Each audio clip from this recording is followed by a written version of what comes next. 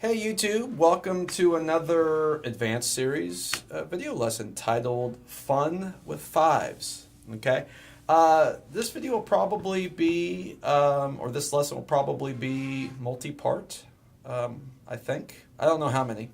Um, Maybe 2 parts, 3 parts, not sure. Okay, but so what we're going to be talking about today is using fives. Okay, and using fives in interesting ways. All right, hopefully. So where we're going to start off is using the most commonly way that's probably played by most drummers. All right, we're going to be using the sticking right, left, left. Okay, which I do believe is the most common way that's played sticking wise. Okay, and we're going to start off playing this as 16th notes. Okay, so we're going to play a one measure bar of fives as 16th notes. Okay, now when doing this, you'll be able to play 3 5s, okay, which will give you 15, which will leave one left over, which you play that last one either on the bass drum or as just another snare hit to come out of it, because you have to have 16 16th notes to fill up the bar, okay? So let me just play the sticking first, okay? And again, it's right, left, left. All right, and what I'm going to do is I'm going to accent the two rights. I'm going to go right, left, right, left, right, left, okay?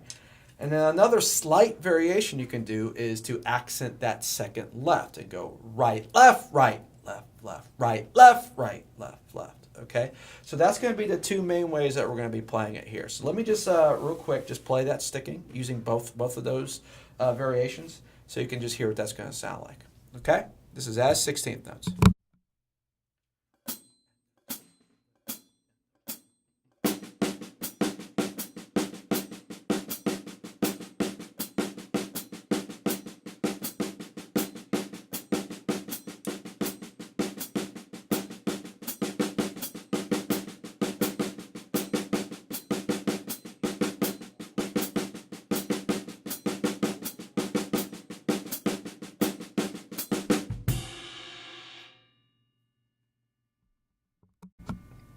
Okay, so hopefully that made sense. Okay, right, left. I did the first one just accenting those two right hands, and then the second one I added that optional left hand accent. Okay, and again, as far as which one you should do, that's completely up to you.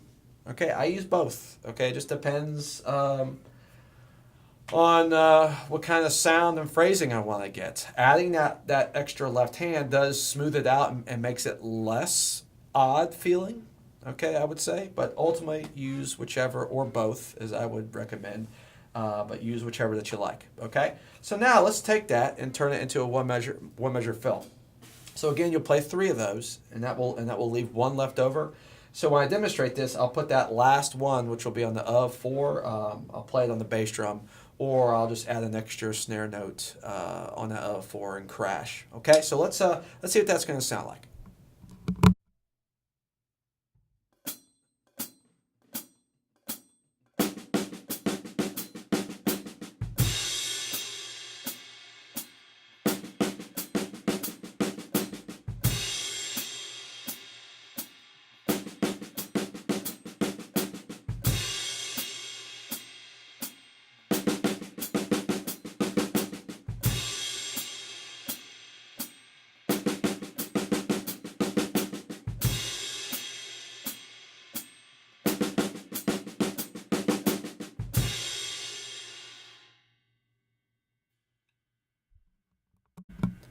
Okay, so there you go. So that's playing it as a one measure fill idea.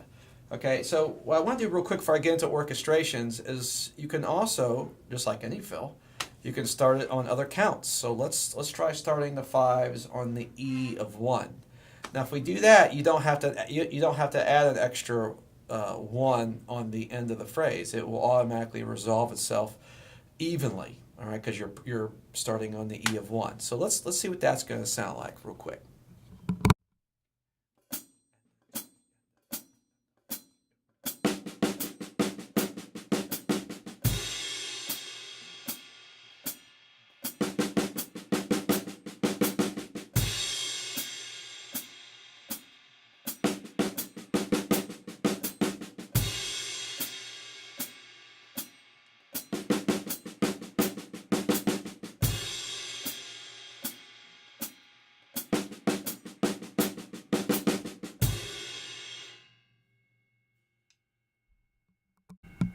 Okay, so that's starting on the E. Now let's now start it on the and of one. I would say out of the three starting positions here, the and probably sounds the least odd.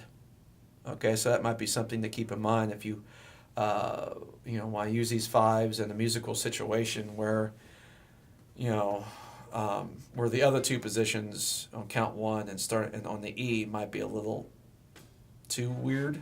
Okay, so let's see what that's going to sound like. So this is on the and of one.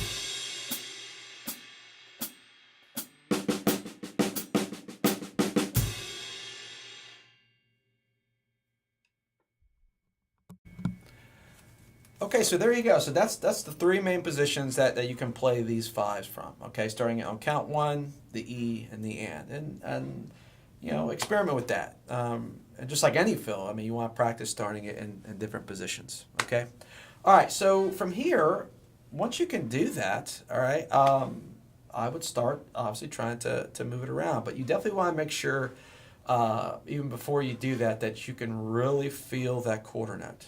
Okay. So a real quick exercise that I want to do, I'm going to actually play it on the hi-hat, so hopefully you can hear me talking over top, is along with counting, 1 E enda, 2 E enda, as well as practicing to a metronome, a final exercise I would say you should try to do with this, and this actually is good with anything that you practice, especially anything that's really syncopated, is to see if you can play it only counting the quarter note. Just counting 1, 2, 3, 4. Because I find it's really important, again, especially with ideas that are very syncopated, to really be able to feel that quarter note. Okay? So what I'm going to do is I'm going to play the fives over and over and over again on the hi-hat, and I'm just going to count the quarter note out loud. So this is something I'd recommend, trying to do. It'll just help you be really grounded with the meter when playing these odd groupings. Okay? Let's try that. 1, 2, 3, 4.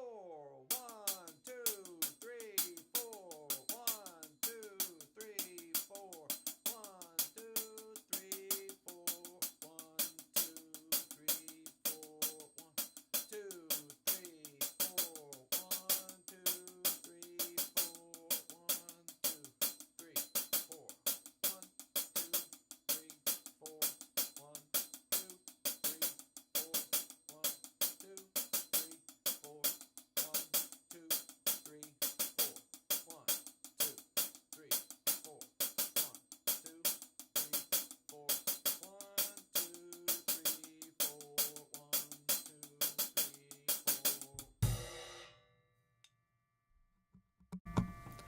Okay, so that's something that I practice, and you can actually just do that on a drum pad if you want. But if you can get to that point, I think you'll find that you'll be able to play these fives with really little effort.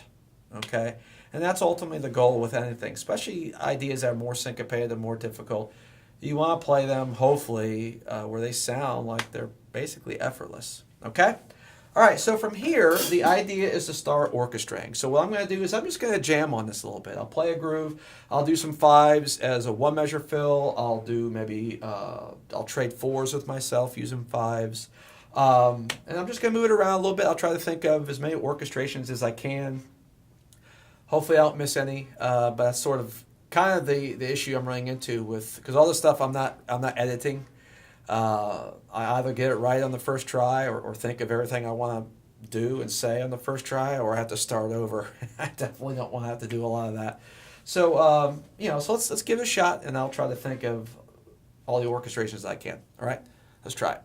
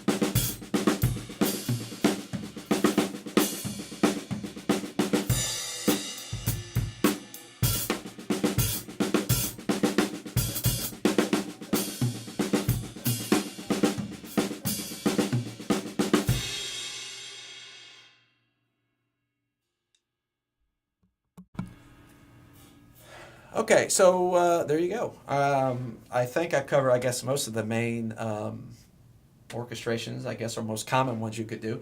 I would experiment again, all right? And I did both variations where I just accent the right as well as adding in that optional left hand accent on that second left. So that's what I would do, okay? And that basically pretty much wraps up part one. The only final thing I want to add is another variation or variations that you can add is to start substituting your bass drum for those right hand accents. Okay, so what I'm going to do first, real quick, is I'm going to substitute that first right hand with a bass drum. Okay, let's see what that sounds like.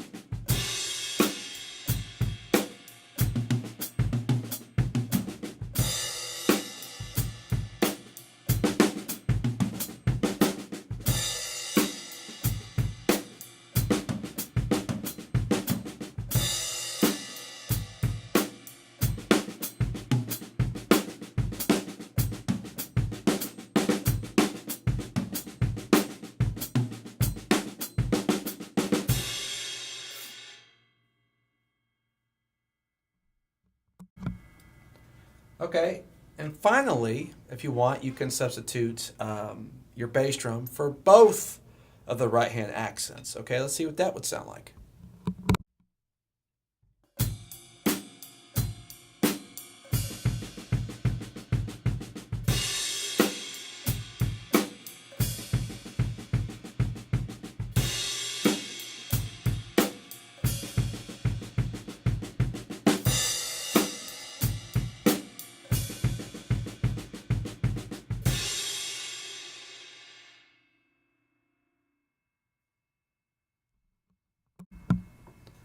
Okay, so there you go. So that time I used the bass drum and substituted over both of those right hand accents.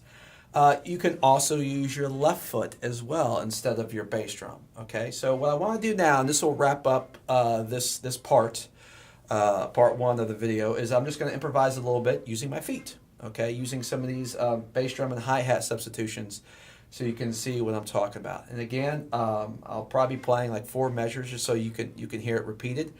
This is still all just 16th notes. Okay, let's try it.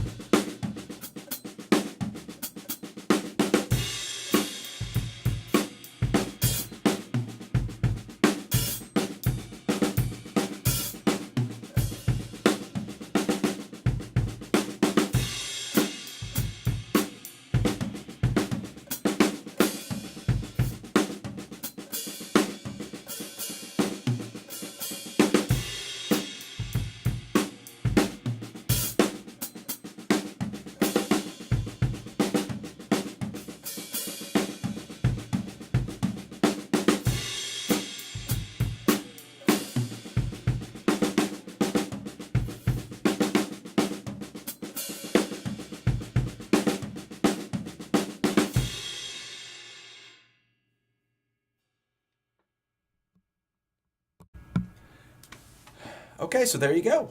All right. So I hope that was interesting. All right. But this is going to conclude part one of fives. Okay. So what you can expect to hear from the next parts is using fives as triplets. Okay, that's what we're going to be doing in part 2. Is using fives, using triplets, eighth note triplets as well as 16th note triplets. Okay, so stay tuned for that, and we'll see you guys next time. All right, take care.